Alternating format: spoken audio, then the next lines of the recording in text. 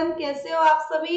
स्वागत है आप सभी का सागर बैंकिंग एकेडमी हिसार में। आज हम जो हमने लास्ट क्लासेस में ब्लड रिलेशन की कुछ चीजें सीखी हैं, कुछ नोटेशन सीखी हैं, उसके बारे में इंपॉर्टेंट चीजें हमने सीखी हैं कि फ्लो चार्ट को कैसे बनाएंगे, वो हम इम्प्लीमेंट करेंगे अपने क्वेश्चन में। ठीक है, ये समझना बहुत जरूरी है कि मैं इम्प्लीमेंट कैसे कर रही हूँ। आपके आगे क्वेश्चन है, इसको देखिए। आपको यहाँ पर दो चीजों का ध्यान देना है। पहला तो गैप, जनरेशन गैप, दूसरा जेंडर। दो जी है, इनको समझ जाओगे तो सब क्लियर हो जाएगा। ठीक है, चलिए शुरू करते हैं। आपको कह रहा है ए इज ब्रदर ऑफ सी। ए क्या है? सी का ब्रदर है। सबसे पहले तो जनरेशन देखो, सेम जनरेशन है, भाई बहन की जनरेशन सेम जनरेशन, ये बताया था ना मैंने, भाई बहन की जनरेशन सेम जनरेशन। ए और बी में, ए और सी में किसका रिलेशन है? ब्रदर सिस्टर का रिलेशन है। ठीक है, अब आपको कह रहा है ए इज ब्रदर ऑफ सी। ए है भाई किसका? सी का। तो ए में छोटा सा पॉजिटिव साइन लगा दो जो कि आपको शो करेगा क्या कि ए मेल है। दूसरा, इन दोनों में ब्रदर सिस्टर का रिलेशन है या ब्रदर ब्रदर का रिलेशन है या सिस्टर सिस्टर का रिलेशन है। तो यहां से आपके पास क्या आएगा कि ए क्या है? भाई है सी का। क्लियर है इतना? नेक्स्ट है C is daughter of P। C क्या है? P की डॉटर है। तो अब जनरेशन देखेंगे, यहां पर जनरेशन देखेंगे। यहां पर अलग से करती हूं मैं, पहले कलम उसमें डाल देंगे, कोई दिक्कत की बात नहीं है, बट पहले समझो। समझना क्या है कि C is daughter of P यहां पर दे रखा है, तो एक जनरेशन नीचे है। अगर मैं आपके बच्चों की बात करूं तो आपके बच्चे आपसे एक जनरेशन नीचे रहेंगे, समझदारी में भी और हर चीज में, है ना। तो P आप है, P आप है, आपकी बेटी की बात हो रही है जो कि कौन है? C की। ठीक है, P की बेटी कौन है? C। अब यहां पर आपने दो चीज को नोटिस किया होगा कि यहां पर आपके पास दूसरे वाले पॉइंट में आपके पास C का जेंडर आया हुआ है और पहले पॉइंट में C का जेंडर नहीं है। ठीक है, ये क्या है? जेंडर को हम जो डिफाइन करते हैं, किस लाइन से किस जेंडर को डिफाइन करेंगे, ये बहुत ज्यादा इंपॉर्टेंट है। यहां पर P का जेंडर नहीं है, यहां पर C का जेंडर नहीं था, इन दोनों को मर्ज कर देंगे तो C का जेंडर आ जाएगा। जैसे कि A क्या है? भाई है C का, और C क्या है? डॉटर है P की। यही C क्या है? डॉटर है, नेगेटिव साइन है, P की बेटी है। ठीक है, अब यहां पर आपको ये तो पता है कि जो P है वो क्या है? पेरेंट है C का, पेरेंट है C का, लेकिन मेल है या फीमेल अभी आपको नहीं पता। ठीक है, जेंडर और जनरेशन दोनों इकट्ठे इकट्ठे चलाना। अब यहां देखो, ये दोनों भाई बहन है। ठीक है, कजन्स के लिए तो हम कजन्स को यूज करते हैं, कजन वर्ड को, और ब्रदर सिस्टर सिबलिंग्स के लिए हम या तो सिबलिंग्स का यूज करेंगे या ब्रदर सिस्टर का यूज करेंगे। तो यहाँ पर जब ब्रदर और सिस्टर का यूज हो रहा है तो ये दोनों क्या है? भाई बहन, ये इसके पेरेंट हैं, तो ऑटोमेटिकली ये ए के भी क्या हो गए?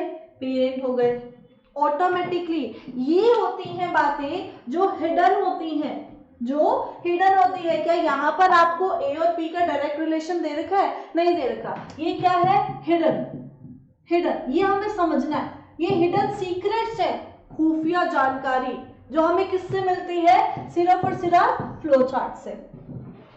ठीक है, आगे देखेंगे। P is father of Q। P क्या है? फादर है Q का। अब हमें यहां से जेंडर मिल गया। देखिए P क्या है? फादर है, मतलब फादर मतलब मेल, मेल मतलब प्लस, प्लस किसका? Q का।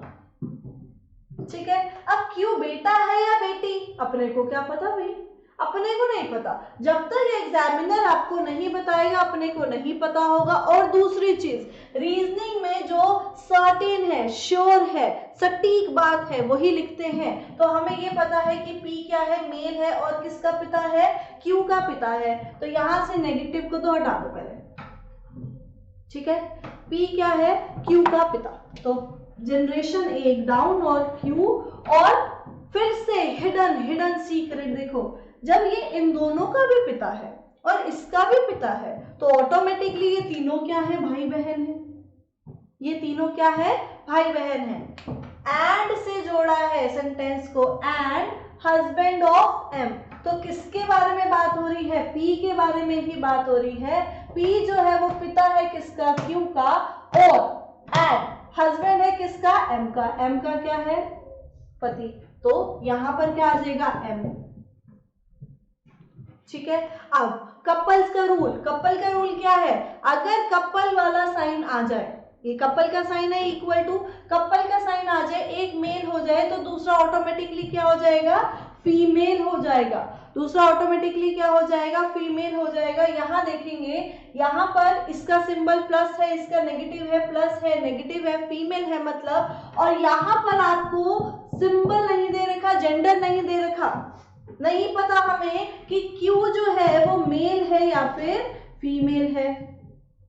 बहुत जरूरी है इस बात को जानना कि हमें नहीं पता कि Q क्या है, मेल है या फीमेल है। यहाँ दे रखा है P is father of Q, Q के बारे में इंफॉर्मेशन नहीं है, हम नहीं लिखेंगे, नहीं लिखेंगे भाई, कुछ भी हो जाए नहीं लिखेंगे। एग्जामिनर हमें कितना धक्का कर ले नहीं लिखेंगे, ठीक है। क्वेश्चन को देखेंगे, अब इससे रिलेटेड क्वेश्चन कैसे आते हैं। पहला क्वेश्चन है, हाउ M इज रिलेटेड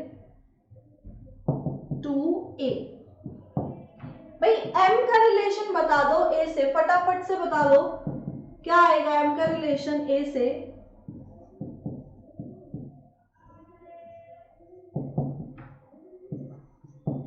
हाँ जी, देखेंगे, सब बता चुके हैं, मुझे पता है सब बता चुके हैं, क्योंकि फ्लो चार्ट हम इतने अच्छे से समझ चुके हैं कि हमें ऐसे चुटकियों में आएगा ये। अब देखिए यहाँ क्या कह रहा है वो, M का रिलेशन बताना है A से, ठीक है। A यहाँ पर है और M एक जनरेशन अप है। एक जनरेशन अप की जो दुनिया है वो किसकी थी, हमारे माता पिता की थी। एक जनरेशन अप की दुनिया हमारे माता पिता की थी, और हमें माता पिता के भाई बहन तो दिए नहीं हुए हैं। और यहाँ पर एक चीज दे रखी है कि A के पिता कौन है, P है, और P की वाइफ कौन है, M है। फिर से देखेंगे, A के पिता P, P की वाइफ M। मेरे पापा की वाइफ मेरी क्या हुई, मदर हुई। तो M क्या है, A की mother. How M is related to A, मतलब M का रिलेशन बताना है A से, ठीक है। इसी का ही मैंने एक और क्वेश्चन लिखा है, how A is related to M। How A is related to M, A कैसे रिलेशन में है M के। तो अभी हमने क्या किया था, how M is related to A, अलग अलग क्वेश्चन है दोनों। यहाँ पर M का रिलेशन बताना था, अब हमें A का रिलेशन बताना है, जो आपको कहता है how A is related to M। M के जो रिलेशन है किसके साथ दे रखा है, P के साथ दे रखा है। P के बेटे कौन है, A है, तो ऑटोमेटिकली M के भी क्या हो गए, सन हो गए। क्या हो गए, सन। लेकिन अगर हमसे कोई यहां पर ये पूछ ले, हाउ, इसको कट कर रही हूं मैं, how Q is related to C, how Q is related to C। तो हमें यहां पर ये बात पता है कि Q क्या है, या तो ब्रदर है या फिर सिस्टर है ना, मेल और फीमेल में से ही कोई एक आ सकता है। अब एक्चुअल में मदर ब्रदर है या सिस्टर है हमें नहीं पता, क्योंकि हमें भाई जेंडर नहीं पता। कश्मकश है, जहां पर रीजनिंग में आपको कश्मकश हो जाए वहां छोड़ दो, वहां पर एग्जामिनर आपको अपने आप आंसर देगा, या तो वो कह देगा C and D can not be determined, ठीक है, या वो आपको दे देगा ब्रदर और सिस्टर, ठीक है। कायदे से देखें तो हम जेंडर डिफाइन नहीं कर सकते। जब हम जेंडर डिफाइन नहीं कर सकते, हमें ये तो पता है कि वो ए और सी का भाई या बहन है, बट भाई है कि बहन है हमें नहीं पता। पी और एम का बेटा या बेटी है, बट बेटा है या बेटी हमें नहीं पता। इसलिए ये जो फ्लो चार्ट है ये बहुत ही ज्यादा जरूरी फ्लो चार्ट हो जाता है। इसको समझो, नोटेशंस को समझो और जेंडर और जनरेशन गैप को समझेंगे। ठीक है, आज के लिए इतना ही, मिलते हैं नेक्स्ट वीडियो में। Tata bye bye, take care.